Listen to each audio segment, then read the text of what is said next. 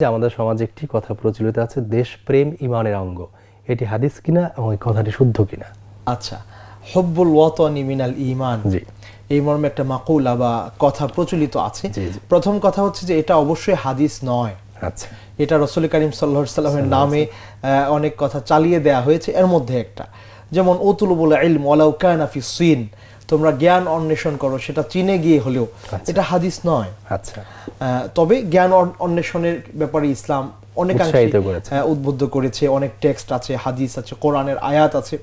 অনুরূপভাবে দেশের প্রতি ভালোবাসা, এটা তো নিঃসন্দেহে ভালো কাজ। আল ঈমানু বিদউ ওয়া সাবউনা শু'বাহ ফাআফদালুহা কাউলু লা ইলাহা ইল্লাল্লাহ ওয়া আদনাহা ইমাতাতুল আযা আনিত তারিক। আল্লাহ রাসূল সাল্লাল্লাহু আলাইহি ওয়াসাল্লাম বলেছেন যে ঈমানের 70টিরও বেশি শাখা আছে।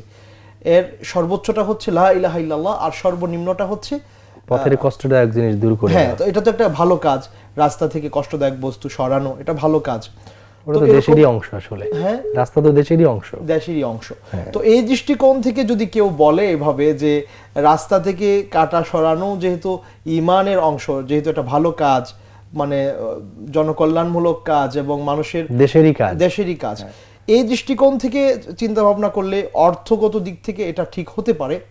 তবে হাদিস হিসেবে সেটাকে পেশ করা কোনোভাবেই যাবে না, বরং আল্লাহ রাসূল সাল্লাল্লাহু আলাইহি ওয়াসাল্লাম বলেছেন ওয়ামান কাযাবা আলাইয়া মুতাআম্মিদান ফালইয়াতাবাওয়া মাকআদাহু মিনান নার ওয়া হাদিসু আন বানি ইসরাঈলা ওয়ালা হারাজ।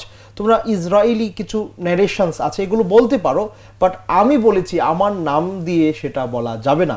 কোনো ব্যক্তি জেনে বুঝে আমি বলিনি এমন কথা আমার নাম দিয়ে যদি চালিয়ে দেয়, তাহলে সে জাহান্নামে তার জায়গা নির্ধারণ করবে। নাউযুবিল্লাহ, শক্ত কথা।